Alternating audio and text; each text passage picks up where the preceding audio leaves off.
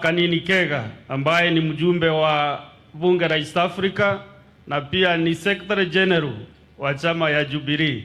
Karibu katibu mkuu wa chama.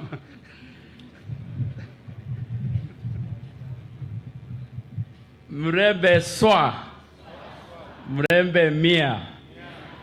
Bwana Yesu asifiwe.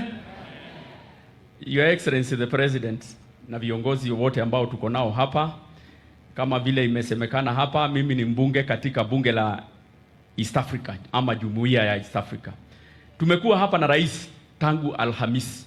Since Thursday tumekuwa na rais hapa na tumezunguka masehemu yenu yote, na ile upendo nimeona ninyi muko nayo kwa rais.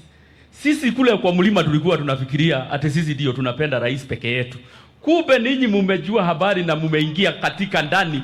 In fact, Your Excellency, I want to say without any fear of contradiction that the bragging rights ambazo tulikuwa nazo sasa nimeona sasa zimekuja hapa Bungoma.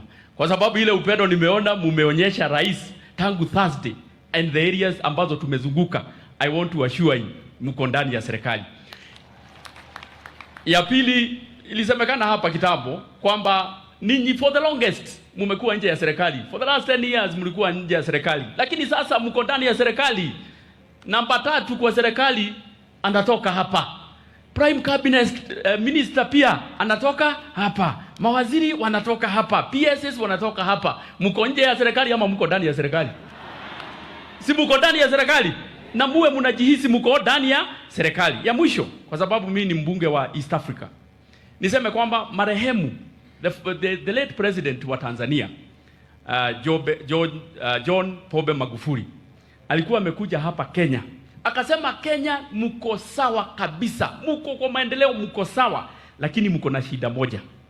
Shida moja yenu ninyi wa Kenya ama sisi wa Kenya ni mambo ya ukabila.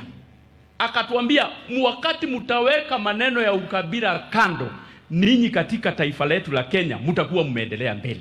Kwa hivyo sisi tunataka kuwaambia na tuambie wale viongozi ambao labda siku moja ama nyingine wanatembea wakieneza maneno ya ukabila, tuambie Kenya ni moja, hatutaki maneno ya ukabila kwa sababu sisi wote ni wa Kenya. Asanteni sana na Mungu awabariki.